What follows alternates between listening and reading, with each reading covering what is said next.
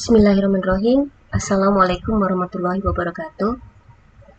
Selamat pagi, terutama kepada teman-teman yang sedang mencari ide untuk tugas akhir.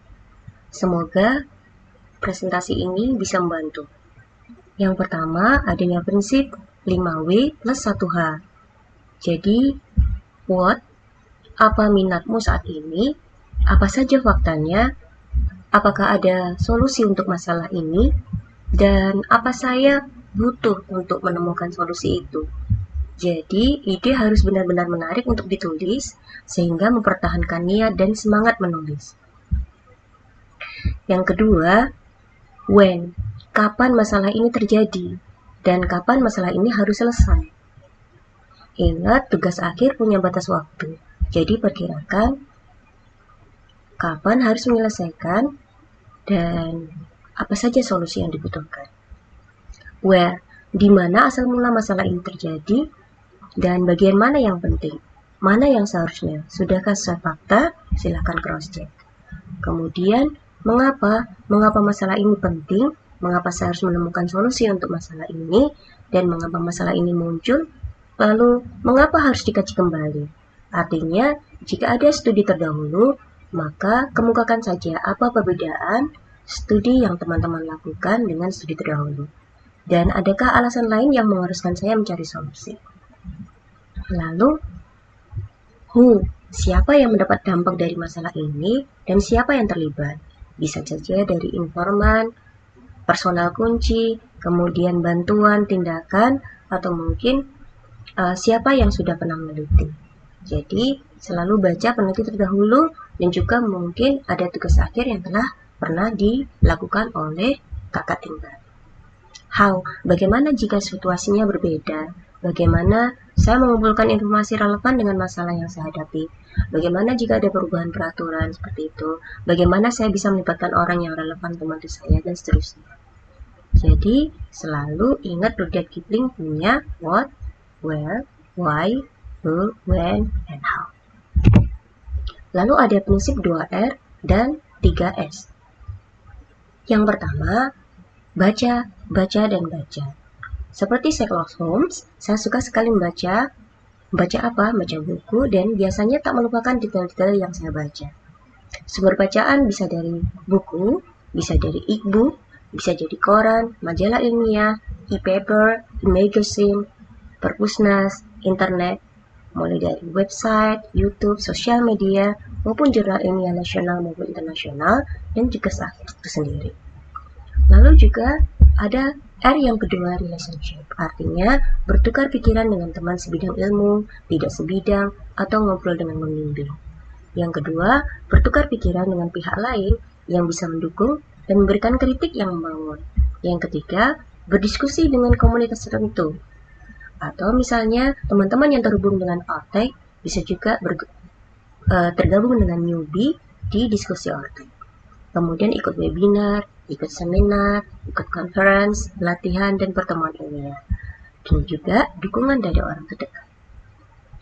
Kemudian 3S ini adalah skill, software, dan soul.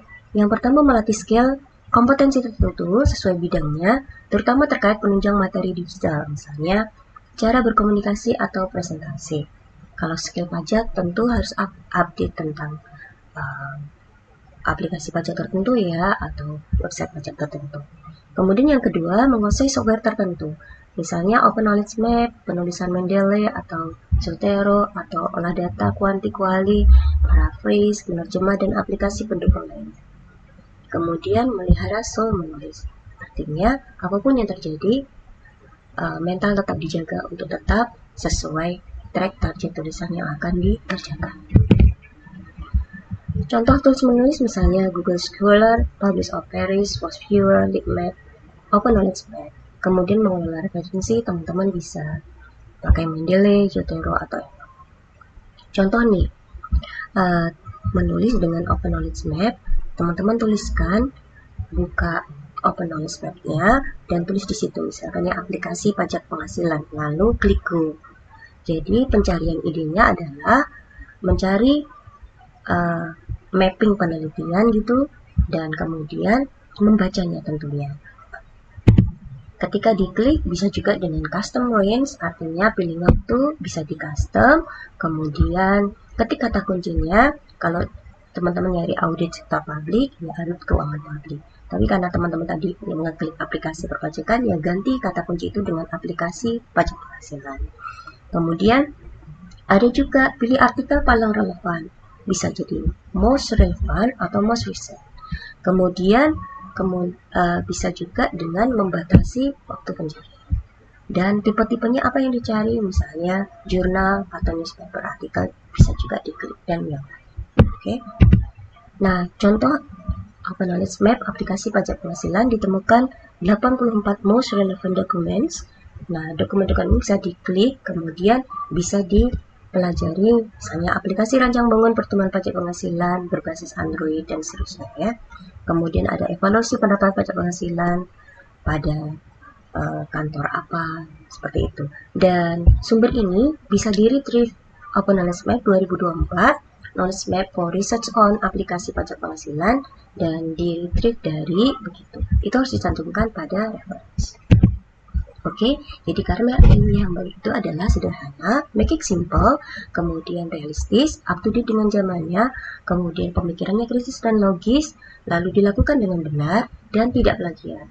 Dan artinya jika teman-teman mencoba mengartikan konsep, jangan lupa paraphrase dan beri kredit bagi penulis atau peneliti terdahulu. Lalu punya kontribusi atau kebermanfaatan dan disampaikan dalam bahasa ilmiah baku, bahasa efektif sehingga ada keterpaduan yang baik. Dan note untuk tugas akhir selalu cek dengan pedoman TA, kecuali kalau hendak dipublikasikan, pelajari template dan author guidelines, segera revisi jika diminta merevisi tulisan, dan mengerti batasan similarity check yang diterima.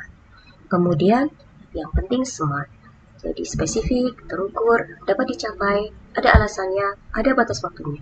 Jadi, karya ilmiah yang baik adalah karya ilmiah yang diselesaikan.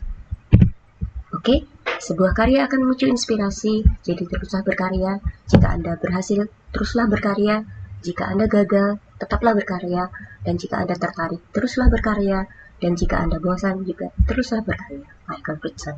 Jadi, writing is all about rewriting, Gilham 2000. Maka apabila engkau telah selesai dari suatu urusan, tetaplah bekerja keras untuk urusan yang lain dan hanya kepada Tuhanlah engkau berhadapan. Insyaallah 7-8.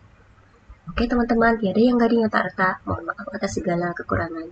Salam sehat dan tetap semangat. Wassalamualaikum warahmatullahi wabarakatuh.